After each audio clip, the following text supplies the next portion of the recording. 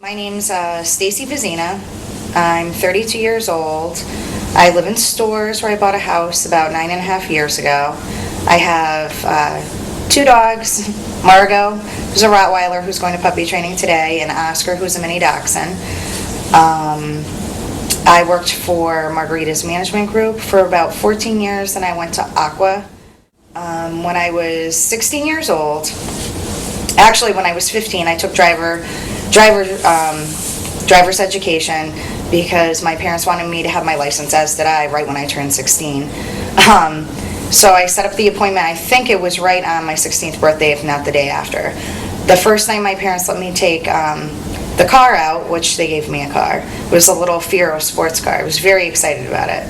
The first night they let me take it out, I got into a very severe car accident. I was following my friends trying to find the movie theater. I got to this intersection, and that's pretty much all I remember. I remember what song was playing on the radio. I know my friend was in the car with me. It was like 7 o'clock at night. And consequently, from what I've heard since then, I was hit by a very large car and spun me 2.5 times off the road into the woods. I did talk to an EMT a few years later who responded to my car accident, and he said that there was blood coming out of my ear. They thought my brain was hemorrhaging. He said that they were ready to pronounce me dead on the scene. I was rushed to Wyndham Hospital, where my parents, when they arrived, they asked my parents what my first language was, because I was in Spanish 3, so I guess when they were rubbing my chest bone, because then I was in the last stages of unconsciousness, I was swearing in Spanish. We had just had Spanish swear day. They decided to transport me to Hartford Hospital, where I believe it was 24 hours later, they told my parents I had broken my third vertebrae in my neck, I cracked my skull, and that I had a traumatic brain injury, and I suffered an injury to my right hemisphere of my brain. So after that, I was in Hartford Hospital for over 20 days. I went back to school. I didn't know who my friends were. I knew who my best friend was. I didn't know who anybody was. It was my junior year in high school, which is, the big year for your college grades. And I was put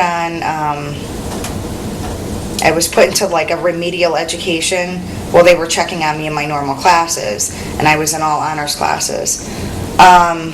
They put me on a pass-fail basis in case I did get a bad grade. The only class that I had to take a pass in was Spanish 3, because I couldn't remember Spanish 1 and Spanish 2. Actually, the first police report that they wrote out about the accident had the incorrect footage. They said there was, I think, 21 feet of skid marks, and there was 121. They also said that the speed limit where the accident took place was 45 miles an hour, when it was really 40. And the accident happened under a caution light.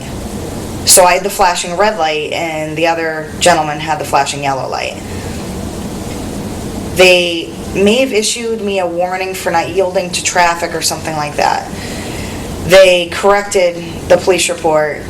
They did put the correct speed limit on the police report. They put the correct, or closer to the correct footage of how much skid marks there were. And the guy got a warning for speeding. So then at that point, we both had a warning. But the guy wrote in there that he thought that the car accident was my fault because I just got my license. He wrote it right in the police report, etc. So, that being that I got my driver's license right when I turned 16, which meant right when I turned 18, there's 2 years for the statute of limitations, that I needed to find an attorney. And he met with me, I believe that afternoon or the next morning. I told him everything about my case. I brought him everything that I had. And he was kind of laughing. He was like, I think I have to serve the guy with papers today, because the statute of limitations will be up tomorrow. I believe it took like 4 or 5 years for the case to finally go to court. And I was all ready and gung-ho for my big case, because my parents had hired an investigator with Frank, to like prove what had happened with the skid marks and like the brakes and this, that, and the other thing. And really, it ended up being that when I pulled out, I had a blind spot. So did he, but he was going, I think, 69.75 when he hit my car. And he actually, when he hit me, I was in my lane. So, from his braking or whatever, we got to the courthouse, I was all excited. And I think they had already picked a jury, and we were right about ready to go in, and 2 minutes later he came back, he was like, "You got it, it's all done." I'm like, "What?" But Frank McCoy, really, that changed my life. After I graduated from college,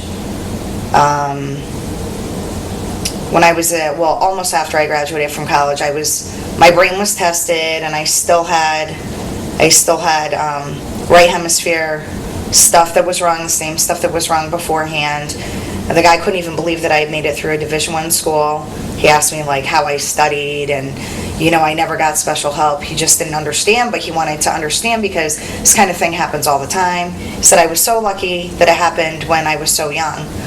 But now I have my own house, I have my own career, and I don't know if that ever would have been possible without, even the confidence that I got from having Frank on my side, let alone winning.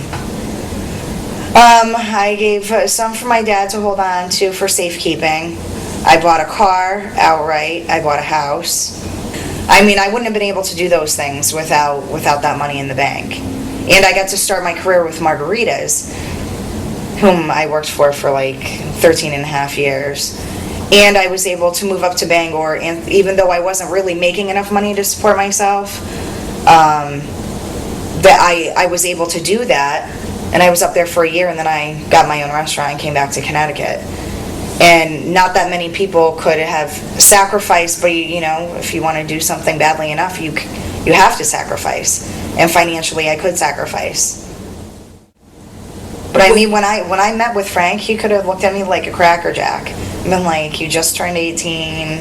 The statute of limitations was literally I think the next day that he served him that night. So kind of a little behind the ball. I've used him for other things. My brother's used him. My parents have used him.